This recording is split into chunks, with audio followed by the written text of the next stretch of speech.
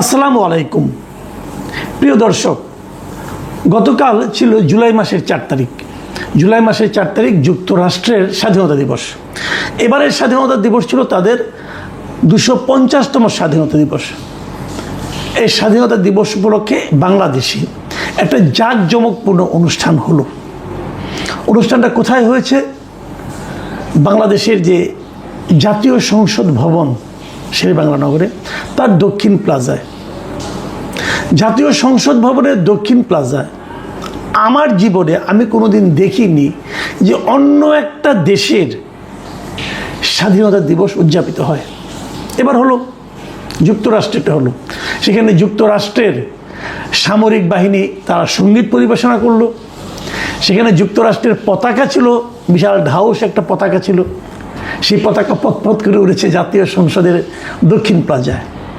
এবং সেখানে আমাদের দেশের অনেক বড় বড় মানুষ, যাদেরকে আমরা ভোট দিয়ে নির্বাচিত করেছি, এই স্বাধীন সার্বভৌম পার্লামেন্টে পাঠিয়েছি, সেই বড় বড় মানুষেরা সেখানে যে যুক্তরাষ্ট্রের যে রাষ্ট্রদূত ঢাকায় নিযুক্ত, তার সঙ্গে দাঁড়িয়ে সেখানে অনুষ্ঠানে অংশ নিয়েছেন, কথা বলেছেন, সৌহার্দ্য বিনিময় করেছেন।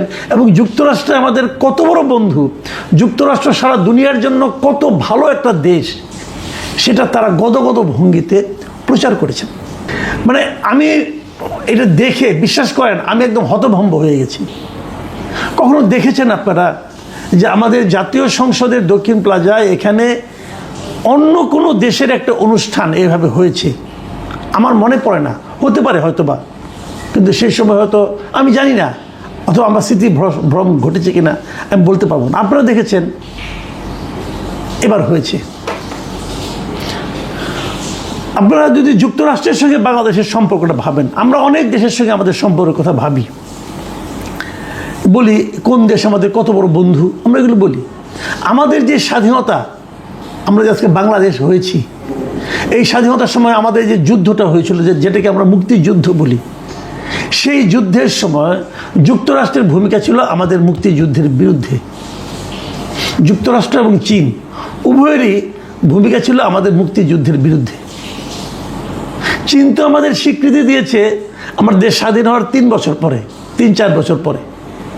তার আগে তারা আমাদেরকে একটা স্বাধীন রাষ্ট্র হিসেবে তো মানতই না। যুক্তরাষ্ট্র দ্রুত স্বীকৃতি দিয়েছে, কিন্তু তারা পুরো যুদ্ধে পাকিস্তানিকে সহায়তা করেছে এবং এই যুদ্ধে আমাদের বিরুদ্ধে তারা তাদের 7th ফ্লিট, মানে 7ম নৌবহর পর্যন্ত পাঠিয়েছিল। শেষ পর্যন্ত সে চট্টগ্রাম পর্যন্ত আসতে পারেনি। অনেকে অবশ্যই এবার দেখলাম ফান করে বলছেন যে আজকে থেকে 55 বছর আগে তারা যে 7ম নৌবহর পাঠিয়েছিল, এটা এবার এসে ঠিকঠাক মতো পৌঁছেছে। যে এবার যে পৌঁছেছে তার বড় প্রমাণ হলো যে এই সংসদ ভবনের সামনে তাদের এই অনুষ্ঠান। মানে আমি মাঝে মাঝে ভেবে অবাক হয়ে যাই যে আমাদের যাদেরকে আমরা এবার রাষ্ট্র পরিচালনার জন্য যাদেরকে দায়িত্ব দিয়েছি, যারা আমাদের সরকার, তাদের এই কেমন নতজানু মনোভাব। আমি দেখলাম অনুষ্ঠানে কয়েকটা ভিডিও দেখলাম, এখানে আমি ডক্টর খলিলুর রহমানকে দেখে, আমাদের পররাষ্ট্রমন্ত্রী খলিলুর রহমান, তাকে দেখে আমি অবাক হইনি। মানে আমি তো এখনও মনে করি উনি আসলে যুক্তরাষ্ট্রের নাগরিক, এটা মনে করি। কারণ উনি দীর্ঘ 25-26 বছর টানা যুক্তরাষ্ট্রে ছিলেন। যদি উনি নিজে অস্বীকার করেন যে উনি যুক্তরাষ্ট্রের নাগরিক না, তারপরে আমার প্রশ্ন, তাহলে আপনি এত বছর ওখানে ছিলেন কীভাবে? অবৈধভাবে ছিলেন নাকি আপনার গ্রিন কার্ড আছে? তাহলে আপনার গ্রিন কার্ড আছে, কীভাবে ছিলেন? তো উনি তো ওনাকে আমি আমেরিকান মনে করি। আমাদের সরকার প্রধান ওনাকে একজন আমেরিকান নাগরিককে আমাদের পররাষ্ট্রমন্ত্রী কেন বানিয়েছেন, এটা উনি ভালো বলতে পারবেন, আমি জানি না। কাজে ওনাকে দেখে আমি অবাক হইনি। আমি অবাক হয়েছি আমাদের স্বরাষ্ট্রমন্ত্রীকে সেই অনুষ্ঠানে দেখে, আমাদের স্বরাষ্ট্রমন্ত্রী সালাউদ্দিন আহমেদকে সেই অনুষ্ঠানে দেখলাম। আমাদের ভারপ্রাপ্ত স্পিকার, এখন এই মুহূর্তে যেহেতু আমার স্পিকার দেশে নাই, যিনি ভারপ্রাপ্ত স্পিকার কায়সার কামাল, ওনাকে দেখে আমি অবাক হয়েছি। আমি বিস্মিত হয়েছি জামায়াতের আমির ডক্টর শফিকুর রহমানকে দেখে। ডক্টর শফিকুর রহমান দেখলাম সেখানে একটা বক্তব্য দিলেন, এবং উনি বক্তব্য দিতে যে যুক্তরাষ্ট্রকে ধন্যবাদ জানালেন। এই কারণে যে বললেন যে যুক্তরাষ্ট্রকে ধন্যবাদ জানাচ্ছি, কারণ ইংরেজি বলেছেন, আমি বাংলায় বলে দিচ্ছি আপনাদেরকে। যুক্তরাষ্ট্রকে ধন্যবাদ জানাচ্ছি কারণ যুক্তরাষ্ট্র মধ্যপ্রাচ্য যুদ্ধ থামানোর জন্য উদ্যোগ নিয়েছে। মানে হাসবো না কাঁদবো?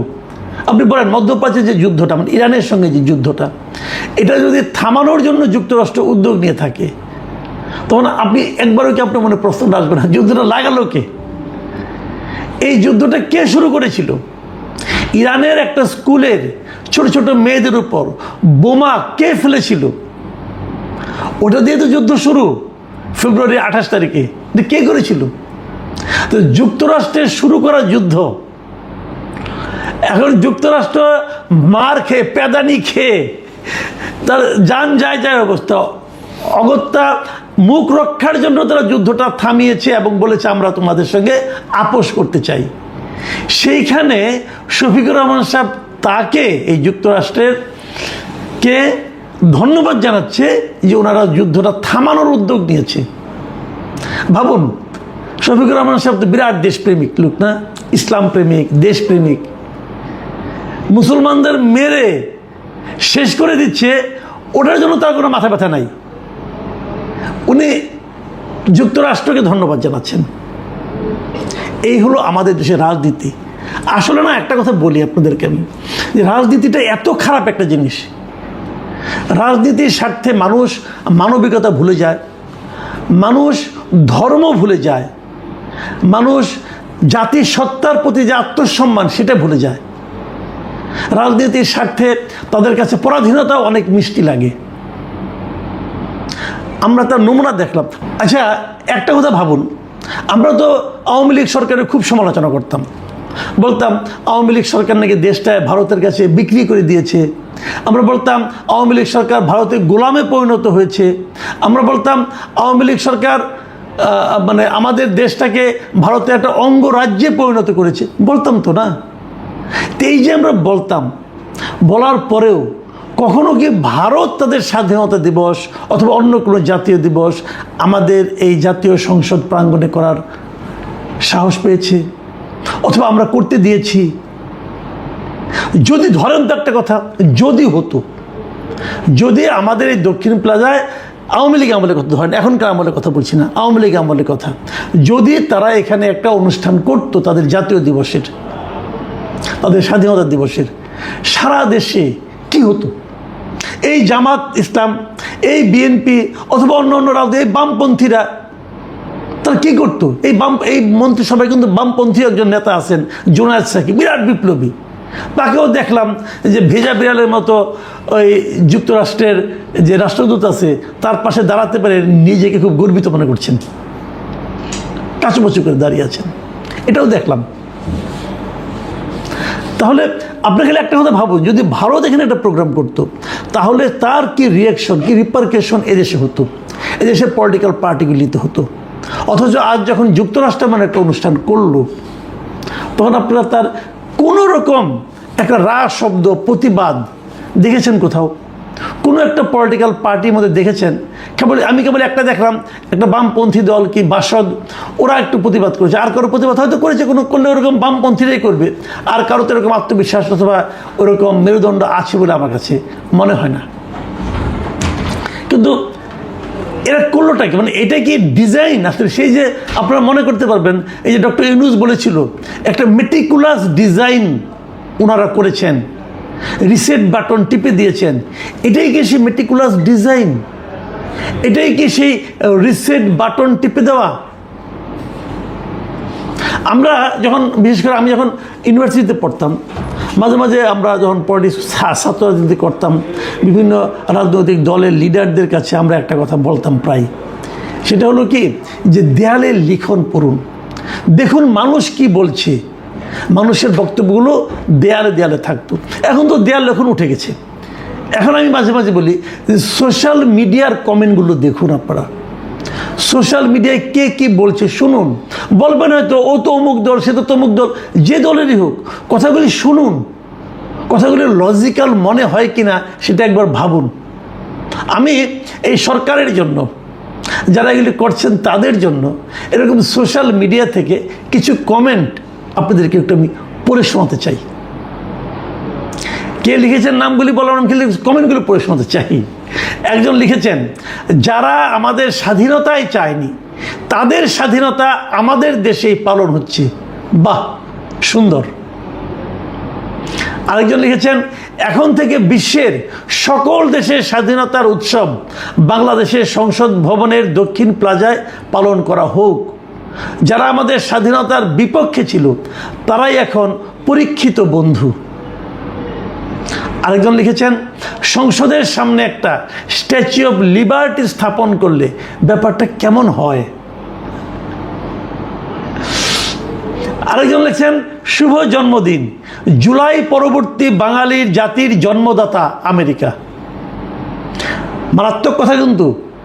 তাহলে এই জুলাইটা আসলে এই যে জুলাই পরবর্তী বাঙালি জাতি, তাদের জন্মদাতা হলো আমেরিকা। আরেকজন লিখেছেন, গোলামি না আজাদি, এখন আমেরিকার পাঁচাটি। খুব বলা হতো কিন্তু, খুব বলতে শুনতাম এই দলগুলিকে, এই জামাত ইসলামকে বলতে শুনতাম গোলামি না আজাদি, আজাদি আজাদি। এখন আজাদি, এটা আজাদি, এটা আজাদি।